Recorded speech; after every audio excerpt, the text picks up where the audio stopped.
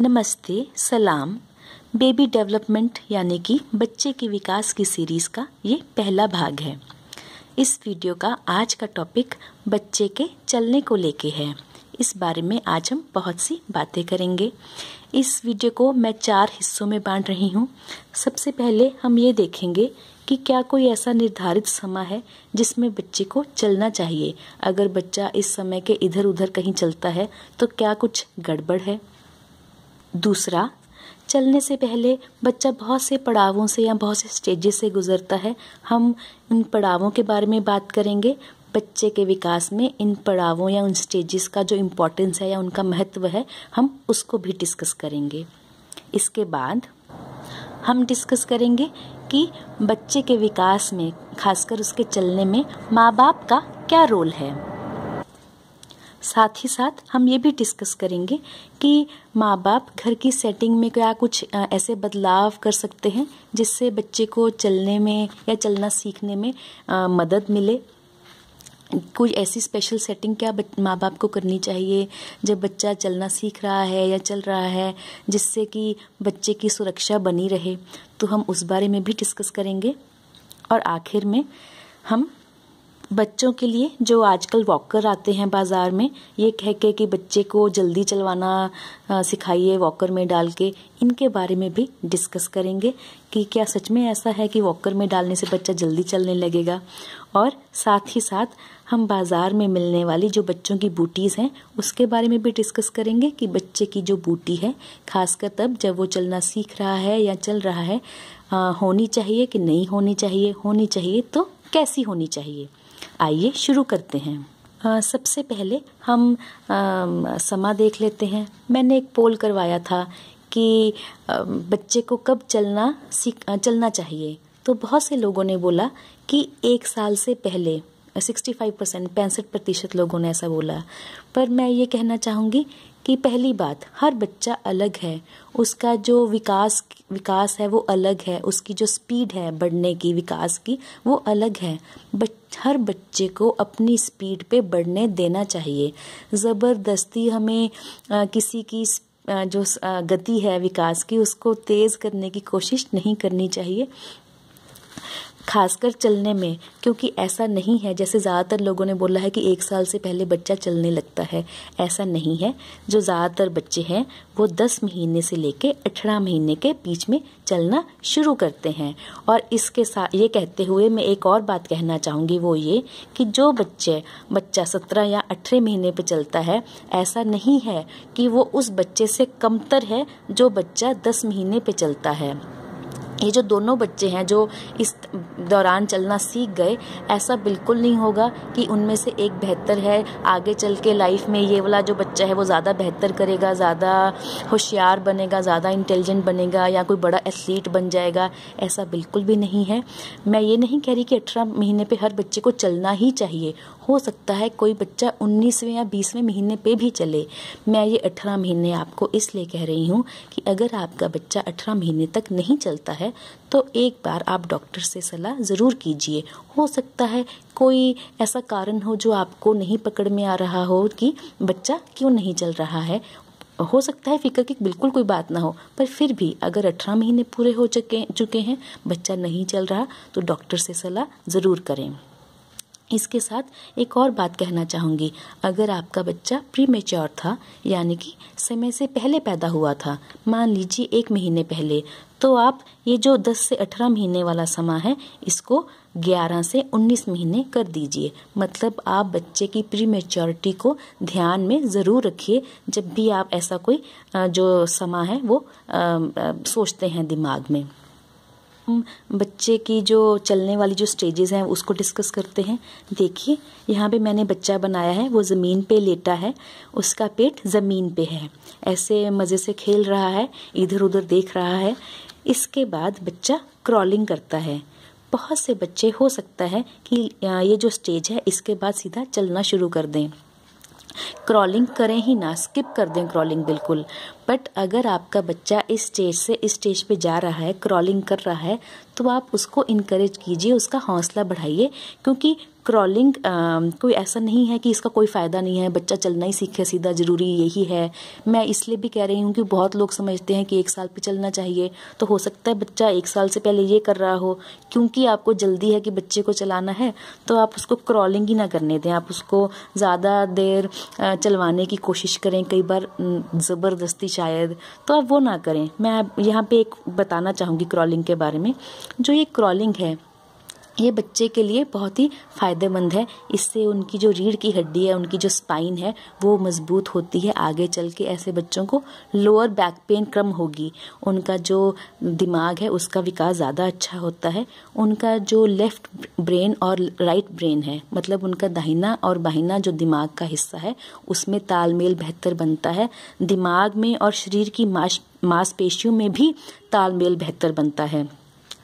इसलिए अगर बच्चा क्रॉल कर रहा है तो आप उसको वेस्ट ऑफ टाइम ना समझिए, कोई बात नहीं, बच्चा क्रॉलिंग से अपने आप चलना सीख जाएगा। अगर इससे बच्चा सीधा चलना शुरू करता है उसमें भी कोई दिक्कत नहीं है, पर आप ज़बरदस्ती मत कीजिए। अगर बच्चा क्रॉल करता है तो करने दीजिए, धीरे धीरे बच्चा एक टांग उठाने लगेगा ऐसे, फिर दोनों टांग ही उठा लेगा, ऐसे फिर खड़े होके फाइनली चलना शुरू कर देगा। मैं माँ बाप का अब रोल डिस्कस करना चाहूँगी।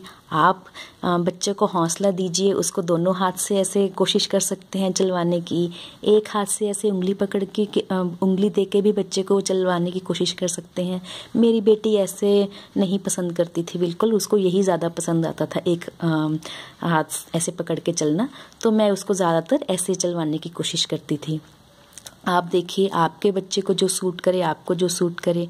यहाँ मैं एक बात कहना चाहूँगी, हो सकता है आप बच्चे को बहुत कोशिश करें हाथ पकड़ के, उंगली पकड़ के चलवाने की, या और चीज़ें जो शायद कोई कहता हो कि चलवाने के लिए, पर हो सकता है तब भी आपका बच्चा ना चले, तब भी बच्चा अपना समय ले, और माँ बाप होने के नाते आपका फ़र्ज़ है कि आप बच्चे को वो समय दें।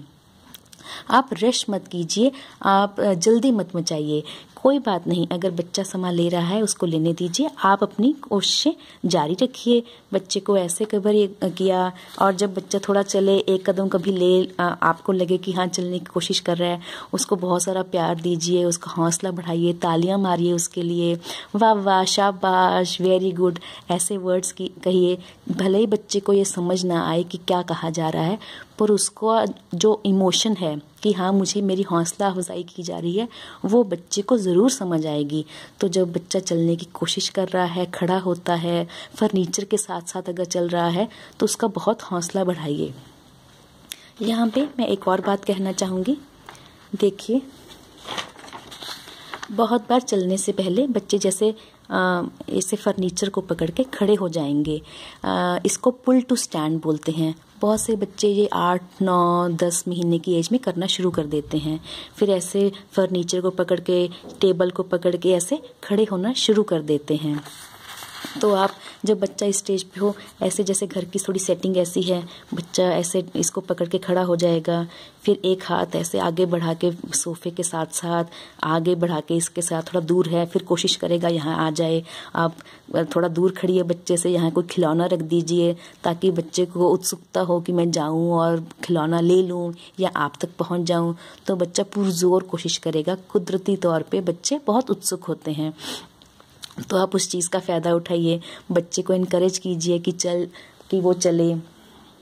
हाँ, ये देखिए, जैसे मैंने इस डायग्राम में दिखाया है कि वो बच्चा ऐसे खड़ा हो गया, उसके साथ फर्नीचर के साथ आप ऐसे 2-3 फर्नीचर ऐसे रखिए ताकि बच्चा चलने की कोशिश करे।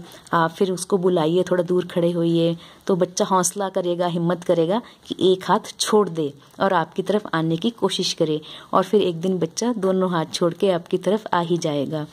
तो आप ऐसे बच्चे का हौसला बढ़ा सकते हैं। पर फिर मैं दोहराऊंगी, हो सकता है ये सब करने के बावजूद भी बच्चा अपना संभाले। हाँ, इसके साथ साथ मैं आपको एक और बात कहना चाहूँगी। जब बच्चा चलना सीख रहा होता है या चल रहा होता है, तो बहुत से लोग घर की बेबी प्रूफिंग करते हैं। कहने का मतलब घर को बच्चे के हिसाब से सुरक्षित बनाने की कोशिश करते हैं। आप ध्यान दीजिए कि आप बाथरूम का दरवाज़ा बंद रखिए, ऐसे ना हो कि बच्चा जाए, बाल्टी में ना गिरने का खतरा हो सकता है बच्चे का, सीढ़ियों से गिरने का खतरा हो सकता है।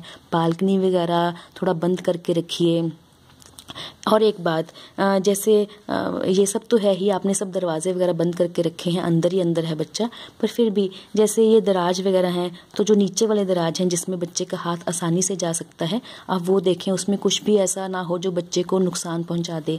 मेरी बेटी एक बार ऐसे ही दराज खोल लिया, उसमें दवाई की शीशी थी। मैं सोच ही नहीं सकती थी कि वो उसको खोल लेगी। जाने कैसे 1 साल के करीब वो खोलना सीख गई शीशी को। ऐसे हाथ घुमा के शीशी का ढक्कन खोला और गोली छट से मुंह में डाल ली। वो तो मैं अभी पास में थी, उसके जल्दी जल्दी गोली उसके मुंह से निकाल ली। मैं इसलिए आपको ये बता रही हूँ कि ठीक है, आप दरवाजे वगैरह सब बंद रख रहे हैं, पर ऐसी कोई सामान वगैरह नीचे ना पड़ा हो जो बच्चा हाथ लगाए, मुंह में डाल ले, या जिससे बच्चे का नुकसान हो सकता है। तो आप उन बातों का ध्यान दीजिए। इसके बारे में डिस्कस करेंगे। ये जो बीच में मैंने वॉकर बनाया है, ये सबसे ज़्यादा आम बिकने वाला वॉकर है। बहुत बार वॉकर, अगर हम ना भी चाहें कि वॉकर बच्चे के लिए लिया जाए, ज़बरदस्ती दिलवा दिया जाता है कि जिस दिन वॉकर आएगा बच्चा उसी दिन चलना सीख जाएगा। मैं वॉकर से जुड़ी इसलिए कुछ बातें, ज़रूरी बातें कहना चाहूँगी। पहली बात, आप बच्चे की टांगें देखिए, वॉकर में ऐसे मुड़ी हुई हैं। तो बहुत बार ये बोला जाता है कि अगर बच्चे को ज़्यादा देर वॉकर में रखा जाएगा तो बच्चे के पोस्चर में, उसकी हड्डियों के ढांचे में बुरा असर आ सकता है, डिफॉर्मिटी हो सकती है। तो आप इस तरह के वॉकर का कम से कम इस्तेमाल करें, या इस्तेमाल ना करें तो बेहतर होगा।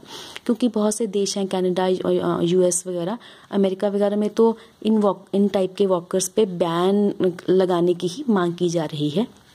बच्चा चोट भी खा सकता है इस टाइप के वॉकर में, अगर वॉकर भारी नहीं है या चौड़ा नहीं है तो। और ये भी पाया गया है खोज में कि इस वॉकर से बच्चे को चलना सीखने में ज़्यादा मदद नहीं होती है। तो आप इस तरह के वॉकर को वैसे अवॉइड करें तो ज़्यादा अच्छा है। और फिर भी अगर आप ले भी लेते हैं वॉकर, तो बच्चे को बहुत कम टाइम के लिए इस वॉकर में रखें। उसके बजाय मुझे ऐसे लगता है कि जो इस तरीके का वॉकर होता है वो ज़्यादा बेहतर रहता है। पहले के ज़माने में ऐसे लकड़ी के ठेले से बने होते थे जो बच्चे ऐसे लेके घूमते रहते थे, तो वो मुझे ऐसे लगता है कि वैसे वाले वॉकर हैं वो ज़्यादा ठीक रहते हैं बजाय कि इस वाले वॉकर के कंपैरिजन में। तो आप ये ले सकते हैं। ऐसे वाले वॉकर भी आजकल, जिसको हम हार्नेस बोलते हैं, ये चले हैं, जो बच्चे को डाल दिया, उसमें माँ ने ऊपर से पकड़ा हुआ है। ये भी मुझे कोई बहुत बेहतर विकल्प नहीं लगता। मुझे ऐसे वाले वॉकर, अगर वॉकर इस्तेमाल करना है, वैसे तो मैं कहूँगी कि वॉकर की ज़रूरत नहीं। बच्चा क्रूजिंग करने लगता है, क्रूजिंग मतलब फर्नीचर के साथ साथ चलना शुरू करता है। आप थोड़ा हौसला अफजाई कीजिए बच्चे की। बच्चे को जब कॉन्फिडेंस आ जाएगा तो बच्चा खुद ही अपने हाथ छोड़ देगा फर्नीचर से। अंत में मैं बेबी बूटीज़ के बारे में बात करना चाहूँगी। ये एक बहुत इंपॉर्टेंट चीज़ है, क्योंकि जब भी मैं अपनी बेटी के लिए शूज़ लेने जाती हूँ बाहर, तो ऐसे पत्थर जैसे सोल वाले शूज़ मिलते हैं बहुत छोटे बच्चों के। जाने क्यों? पहली बात तो ये कि जब बच्चा चलना सीख रहा है या चल रहा है, तो आप बच्चे को जब तक हो सके आप बूट ना पहनाएं, किसी भी तरह के शूज़। जैसे घर में है तो मैं उसको, जब गर्मी थी तो नंगे पैरी टहलने देती थी घर में, उसको फुटवेयर नहीं पहनाती थी। और अगर सर्दी है तो आप बच्चे को सॉक्स पहना दीजिए घर में। और अगर बाहर जा रहे हैं तो जो बूट बच्चे के लिए आप ले रहे हैं तो आप ध्यान दीजिए कि वो नरम होना चाहिए उसका सोल। मैं आपको दिखाती हूँ, ये देखिए, ये मोड़ा तो ये मुड़ गया, ऐसे मोड़ा तो मुड़ गया आसानी से। ये इसलिए ज़रूरी है कि जो बच्चे की जो पैर की हड्डी है अभी बहुत बहुत नरम है, और बच्चे की जो पैर है उसकी अभी शेप नहीं बनी है, आर्च उसका जो है वो बना नहीं है अच्छे से। तो अगर आप सख्त बूट पहनाएंगे बच्चे को, तो बच्चे का जो पैर है उसमें डिफॉर्मिटी या फिर उसमें कुछ गड़बड़ होने की आशंका होती है। तो आप कम से कम बूट पहनाएं बच्चे को, पहली बात। और अगर बूट पहना रहे हैं तो नरम सोल वाले, आप देखिए कि नरम सोल वाले ही बूट लीजिए। आज के लिए बस इतना ही। मेरी अगली वीडियो आने तक आप अपने बच्चे का ख्याल रखिए। मेरी वीडियो देखने के लिए धन्यवाद।